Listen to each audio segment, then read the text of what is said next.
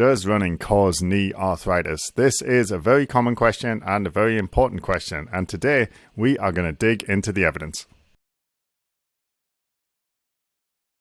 Hi guys, welcome back to the Adaptive Zone podcast. My name is Matthew Boyd. I'm a physiotherapist and running coach. If you enjoyed today's episode, please don't forget to like and subscribe, and if you're so inclined, share it with a friend.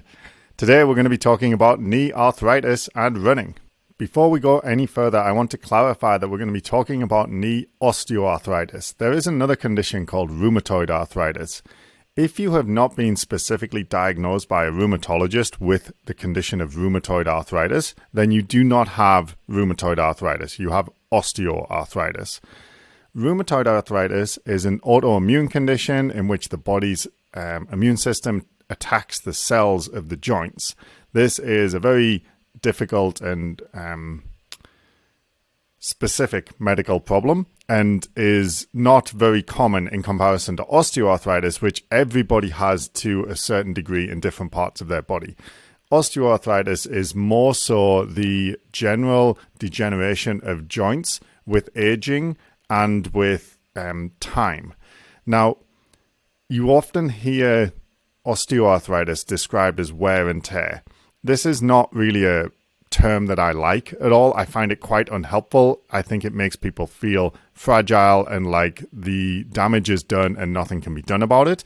It is a very bleak term and I try and avoid it as much as possible. But if you have been told that you have like wear and tear in your knee, for example, or you have osteoarthritis or you have arthritis in one of your knees, this is the condition that we're going to be talking about today. It's the structural changes that affect the joint as a result of the passage of time and various other factors. Just to clarify there, if you were to take a photo of my face, you could guess that I'm sort of a middle-aged guy, right? I'm 38, and if you took a photo of me, you wouldn't think that's a 12-year-old or that's a 90-year-old. You can kind of roughly guess how old I am just by looking at my face. You can see the wrinkles around my eyes here, slightly receding hairline, a little bit of grey on the sides, and you're like, okay, he's probably 30, late 30s, early 40s kind of thing, hopefully. You wouldn't describe any of those things as degenerative change, right? The wrinkles around my eye, my receding hairline, you wouldn't say like my face is degenerating. Yet when you get an MRI scan or an X-ray, what is described as being seen on the X-ray or MRI is often termed degenerative change, whereas actually what we're seeing is the natural process of aging, right? Just the same as my face, my joints age in the same way. So if you take a photo of my face, you can guess, roughly how old I am. If you take a photo of the inside of my knee joint, you can guess roughly how old it is as well. The tricky part of this is that the changes that you see on an MRI scan or an X-ray in your knee are not super well correlated with pain and dysfunction, which are the things that we actually care about. And we go into depth discussing this particular issue with Mike Stewart. I did an episode with him a little while back called Pain Does Not Equal Damage. And if you're interested in digging more into the difference between having pain in a dysfunctional knee and having, arthritic change in your knee, then I would recommend you check that episode out. So just scroll back in the feed and look for that episode with Mike Stewart called Pain Does Not Equal Damage. The reason I point this out is because degenerative change or arthritic change on a knee, X-ray or MRI is extremely common. In fact, one study showed that if you have regular people over the age of 40 who have no knee pain and you take X-rays and MRIs of them, between 20 and 40% of them will have arthritic change on their X-ray or MRI, but they have no pain. So you see that just because you have changes on an X-ray or an MRI does not mean that you will have pain or a problem. And just because you don't have changes on an X-ray or an MRI doesn't mean that you don't have a problem. So these things are relevant in terms of creating a clinical picture. However, they are not the be-all and end-all. And there is no destiny in a scan. There is no destiny in an X-ray. So we have to take them in the context of the whole clinical picture. This discrepancy between what is seen on an MRI and an X-ray and what someone experiences or does not experience has led to the term radiographic arthritis or radiographic osteoarthritis. So radiography is like taking x-rays and stuff. And radiographic arthritis would be, say you took an x-ray of my knee and you saw some evidence of arthritic change, then you would call that radiographic arthritis because I personally don't have any knee pain. However, if I had knee pain and you took an x-ray and you saw arthritic change, then you might call that symptomatic arthritis if you believe that those changes were related to the pain itself. The changes that we're referring to mostly occur in the cartilage, which is the lining of the joint surfaces. And if you imagine that being sort of thick, and over time, with more and more arthritic change, it becomes gradually thinner and to the point where it can wear away entirely. So if you were to look at an x-ray of a knee, the femur, which is the thigh bone, is the top bone, and the tibia, which is the shin bone, is the underneath one. The knee joint is the articulation between the two. You have some thick cartilage on the end of each bone, and on the x-ray you can't really see the cartilage because it's not hard like a bone. So when you look at the x-ray, it looks like a space, so they call it like a joint space. And as the cartilage wears away with arthritic change, which can be the result of many things, but as it wears away, the two bones get closer together so that you get joint space narrowing. And sometimes the cartilage wears away entirely and the two bones are in contact, but there's no cartilage between them anymore. And this has led to another awful term that I hate, bone on bone. The reason I hate that term is very similar to the reason I hate the term wear and tear. It creates this image in our mind of fragility, of things wearing away with time. It's the analogy of us being like some kind of machine, like a car, where the tires just wear out. We're not like that. We are not mechanical systems. Mechanical systems, like cars, the more you use them, the more they wear out. We are biological systems capable of adaptation. I named my podcast The Adaptive Zone for that reason. When you put stress on our tissues, they can adapt to that stress, provided that that stress is not outside or above their adaptive capacity, provided they have the time to adapt to those stresses. So to use an analogy that's very similar to a car is very unhelpful because there's a fundamental flaw in the logic, because we can adapt to stress. That's one reason it's unhelpful. The other reason it's unhelpful is because when you have a car and let's say the shocks are wearing out, they are going to wear out and dysfunction. When you have a knee joint and the cartilage is thinning, the knee may or may not become painful and may or may not become dysfunctional. It depends on a number of factors, but you may experience no pain. And if you don't ask a great deal out of that knee, it might be completely fine to do those things. However, if you ask a lot out of that knee, it might be unable to do those things. So again, this term of wear and tear and the term of bone on bone is very helpful, and we should just stop saying them because they don't create a very helpful picture of what is actually going on and what it means for us, and that's the important thing. We want to be thinking about using terms that help us in the future take action and adjust our behavior the way we need it to. And if those two terms make you feel very fragile and like you're doomed and you need to be very careful, then I would say that's not the appropriate reaction to those X-ray or MRI results, and thus we shouldn't use those terms. We should use other terms. I think arthritis is fine, as long as we give arthritis the proper context and realize that just because you have arthritis doesn't mean that you can or can't do something. So these structural changes on the MRI or the X-ray in the knee are often given a grade. So sometimes there's different grading systems that use numbers. One that's quite common is a 0 to 4 scale. You can also see, the most common one I see here in Canada is mild, moderate, and severe. So you would have normal joint, which shows no signs of joint space narrowing, and no osteophytes, which are extra bits of bony growth, which is another sign of arthritic change. You could have mild, which would mean, very small osteophytes and very little narrowing of the joint space, if any. You could have moderate, which would mean more severe joint space narrowing and more significant presentation of osteophytes. Or you could have severe, which is where there's very little joint space, if any, and a large amount of osteophytes within the joint. To add a little nuance to the picture, if we have arthritic change in a knee joint, if that is age-related change, we want to know if that age-related change is normal for the person. So let's say you had someone with moderate arthritic change in the knee. That might be completely fine if you were looking at an X-ray or an MRI of a 90-year-old woman and she had no pain and you took an X-ray and it showed moderate arthritis. To be honest, you wouldn't think much of it. You wouldn't really tell her to do anything differently. She could just carry on as normal.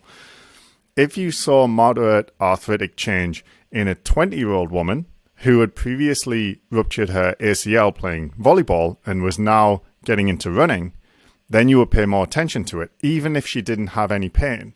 So we can see here that there's two X-ray results that mean different things, even though there's no pain. The one in the 20-year-old we would pay attention to and potentially change her behavior going forward. And the 90-year-old, we would say, no, that's fine. That's within reason for your age. So what we really want to know when we look at arthritic changes, is this normal for my age range? Is it correlated with pain? Am I also getting pain in the area? How long has it been going on? These kind of questions add a little more nuance to the clinical picture and help us make decisions going forward. Now, really importantly here, when you have that 20-year-old woman with moderate arthritic change in her knee joint, you absolutely would not say to her, you will need a knee replacement in 10 years. And this is another super common medical trope that I hate, that people say still quite often. I hear this. So with the wear and tear, the bone on bone, and you'll need a knee replacement in 10 years. It is absolutely not based in reality whatsoever. A simple example, that 20-year-old girl, what if she just didn't run at all for the next 10 years? Okay. What if she ate absolute garbage for the next 10 years? What if she ate perfectly for the next 10 years? What if she discovered she had sleep apnea, got a CPAP, and then she was getting restorative sleep instead of very little sleep? What if she didn't get any sleep? What if she got married and had a terrible relationship and was super stressed all the time? What if she was very healthy and did lots of exercise? What if she was completely unhealthy and didn't do any exercise? These are some simple variables that I've just plucked out of the air, and you can see that that would drastically change the course of progression of arthritis in this woman, depending on which one of those she chose. So there's no way that anyone, including doctors, including surgeons, can predict whether you will or will not need a knee replacement in the future. There's just no way to do it. There's far too many variables.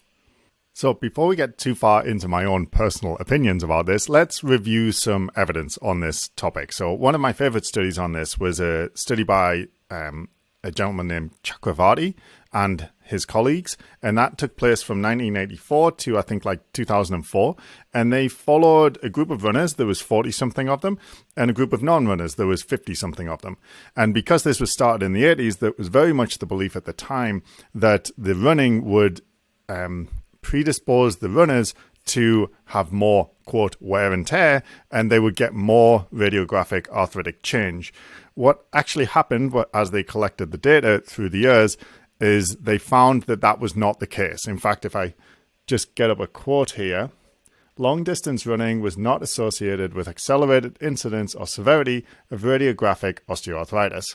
That's from Chakravarti in 2008, Now, in 2016, Timmons and colleagues looked at all of the research that had been done on running and arthritis. Now, what they found is that they could only conclude that there was low to moderate quality evidence, which means that the strength of their conclusions isn't as strong.